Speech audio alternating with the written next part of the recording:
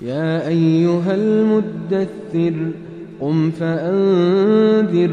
وربك فكبر وثيابك فطهر والرجز فاهجر ولا تمنن تستكثر ولربك فاصبر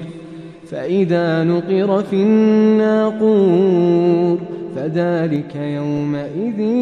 يوم عسير على الكافرين غير يسير ذرني ومن خلقت وحيدا وجعلت له مالا ممدودا وبنين شهودا ومهدت له تمهيدا ثم يطمع أن أزيد كلا إنه كان لآياتنا عنيدا سأرهقه صعودا إنه فكر وقدر فقتل كيف قدر ثم قتل كيف قدر ثم نظر ثم عبس وبسر ثم أدبر واستكبر فقال إن هذا إلا سحر يؤثر إن هذا إلا قول البشر سأصليه سقر وما أدراك ما سقر لا تبقي ولا تذر لواحة للبشر عليها 19 وما جعلنا أصحاب النار إلا ملائكة وما جعلنا عدتهم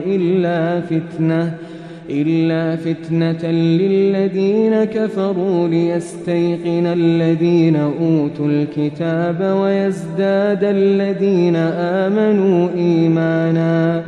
ولا يرتاب الذين أوتوا الكتاب والمؤمنون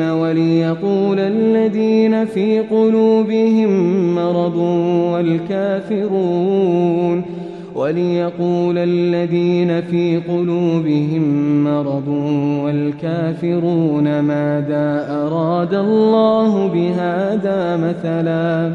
كذلك يضل الله من يشاء ويهدي من يشاء وما يعلم جنود ربك إلا هو وما هي إلا ذكرى للبشر كلا والقمر والليل إذ أدبر والصبح إذا أسفر إنها لإحدى الكبر نذيرا للبشر لمن شاء منكم أن يتقدم أو يتأخر كل نفس بما كسبت رهينة إلا أصحاب اليمين في جنات يتساءلون عن المجرمين ما سلككم في سقر قالوا لم نك من المصلين ولم نك نطعم المسكين وكنا نخوض مع الخائضين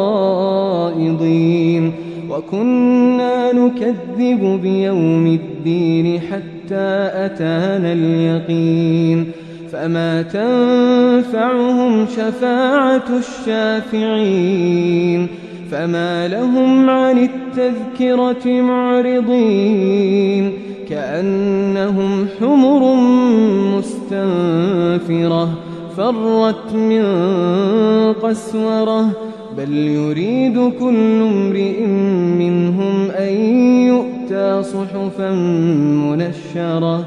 كلا بل لا يخافون الآخرة كلا إنه تذكرة فمن شاء ذكره وما يذكرون إلا أن يشاء الله هو أهل التقوى